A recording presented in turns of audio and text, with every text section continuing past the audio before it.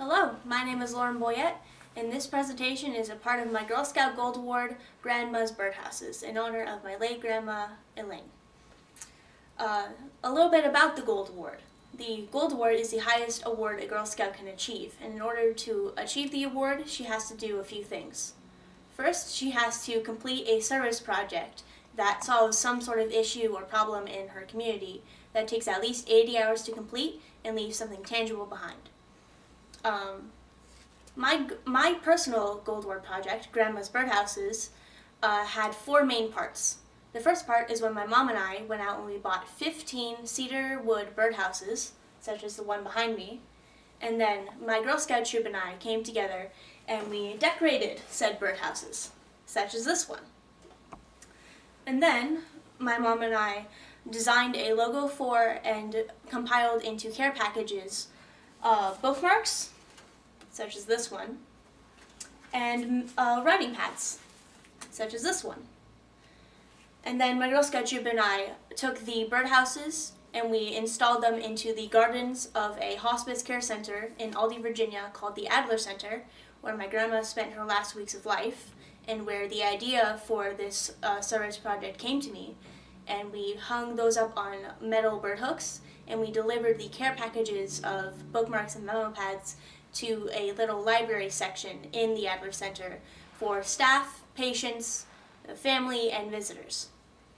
The third part of this presentation is writing and researching for this presentation that I'm giving now. The fourth part is the giving of this presentation, both on YouTube, and in about a week I'm going to give it to a group of teenagers at my local synagogue.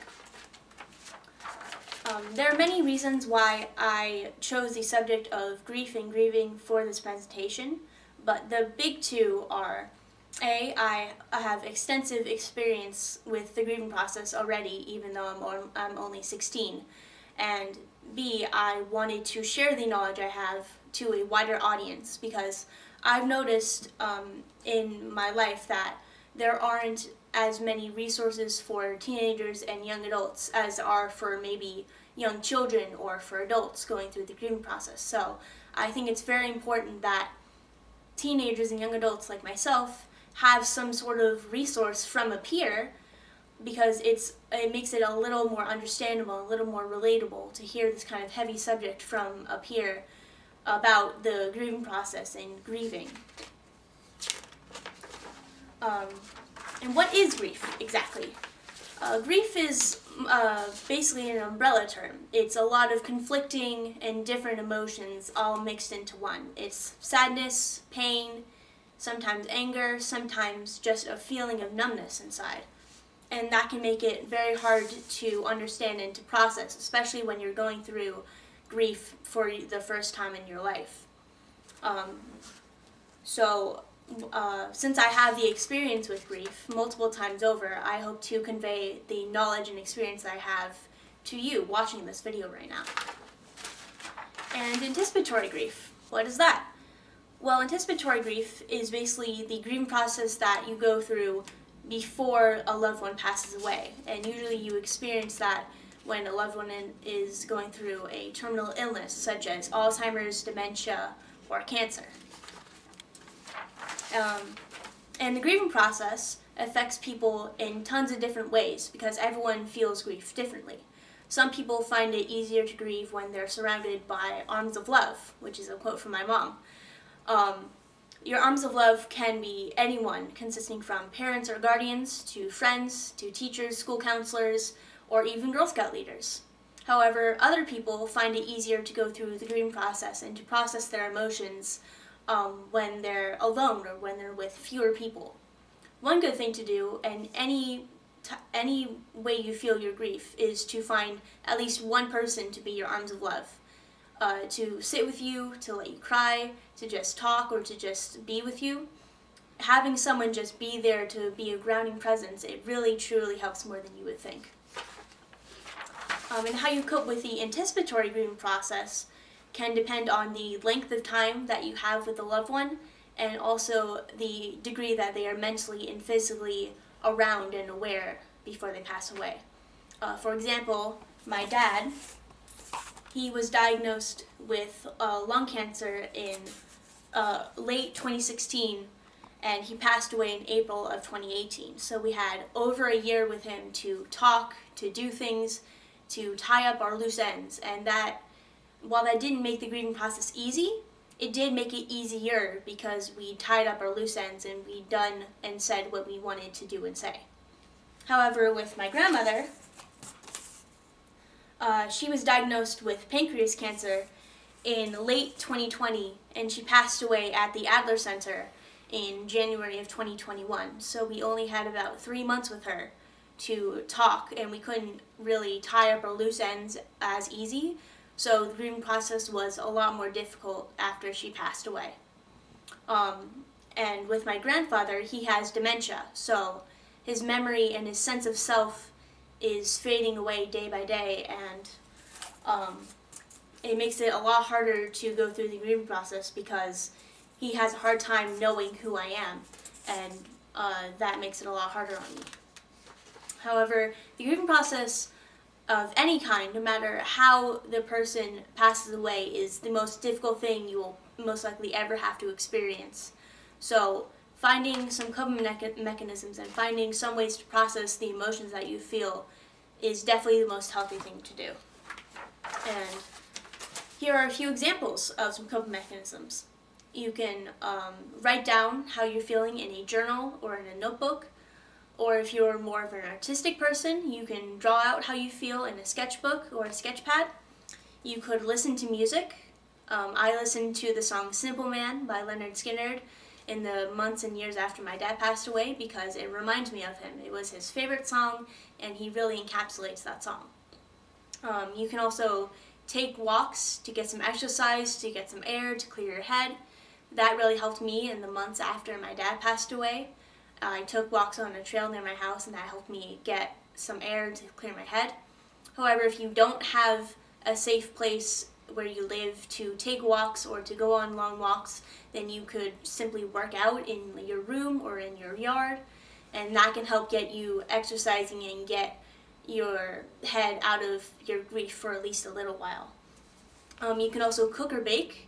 That really helped me after my grandma passed away because when I was little, my grandma and I would cook or bake a lot, and it helped me bring back those happy memories of cooking and baking with my grandma when I cooked and baked.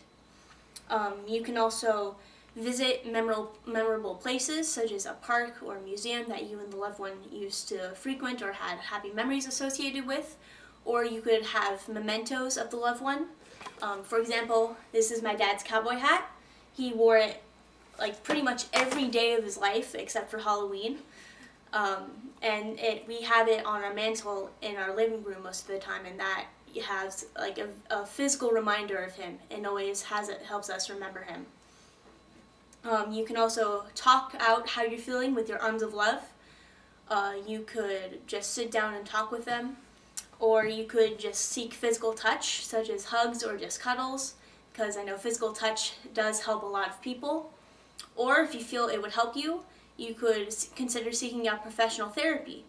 I'm actually considering going into a career as a child psychologist or a child therapist. So I know that really helps some people. However, therapy isn't for everyone, so I would recommend that you do some research before you consider going to therapy. My personal experience with anticipatory and the grieving process truly began when I was 12 in 2018 when my dad passed away. It was the first time I'd had like first-hand experience, and it was really difficult because I didn't really know how I was feeling or what these emotions were. However, talking out how I was feeling bit by bit with my mom, the adult I trust the most personally, it really helped me to get those emotions out off of my chest and to get them out and to process them, to keep them from being bottled up.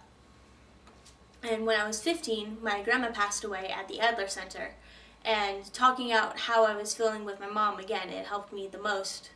And writing and researching for this presentation and doing this Gold Award project has also been a good way to dedicate to the memory of my grandmother and to get these emotions out into the world and off my chest.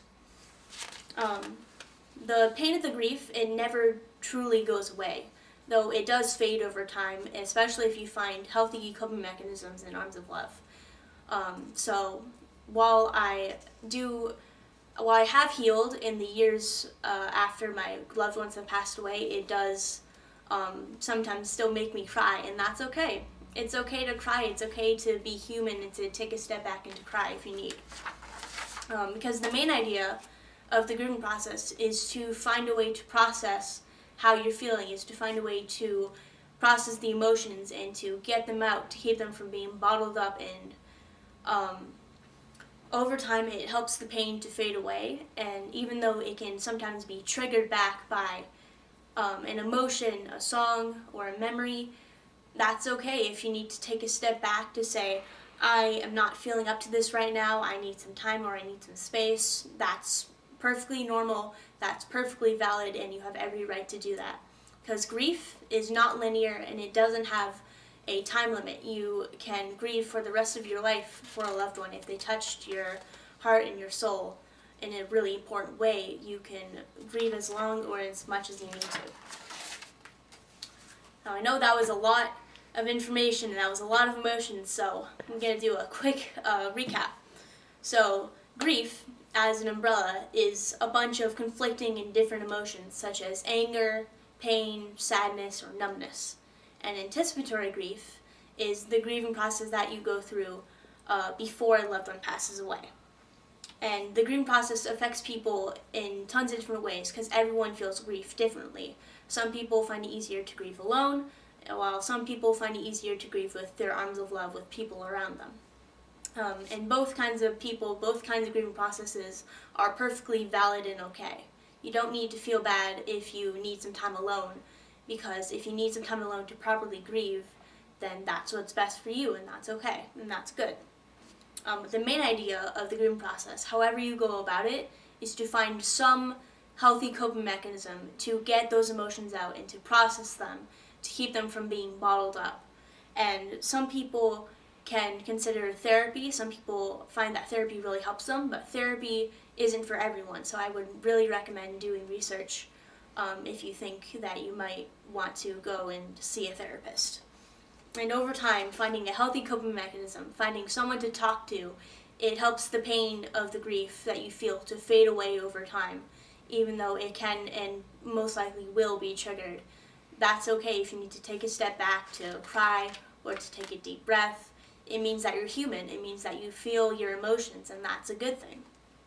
Because grief isn't linear, it doesn't have a set time limit, and it's perfectly normal to grieve for years, for decades after the loved one passes away. Thank you so much for taking the time to listen to my presentation for my Gold Award project. I truly hope that by listening to this presentation you have some new information, some new advice, some coping mechanisms, some ways that will help you go through and process your grieving process when you inevitably go through it. Because if I have given that to at least one person out there, then I'll have completed my goal to help at least one person. If you wish to reach out to me, please put a comment in the comment section below. And I wish you well in your life, and I hope to be your virtual arms of love. And this presentation is dedicated to 4 of the most important people in my life. It's dedicated to my dad, Graham. It's dedicated to my grandpa Ron and my grandma Elaine, and it's dedicated to my older sister Rachel. All 4 of these people, without them, I wouldn't be here and I wouldn't be the young woman that I am today. Thank you. Have a good day.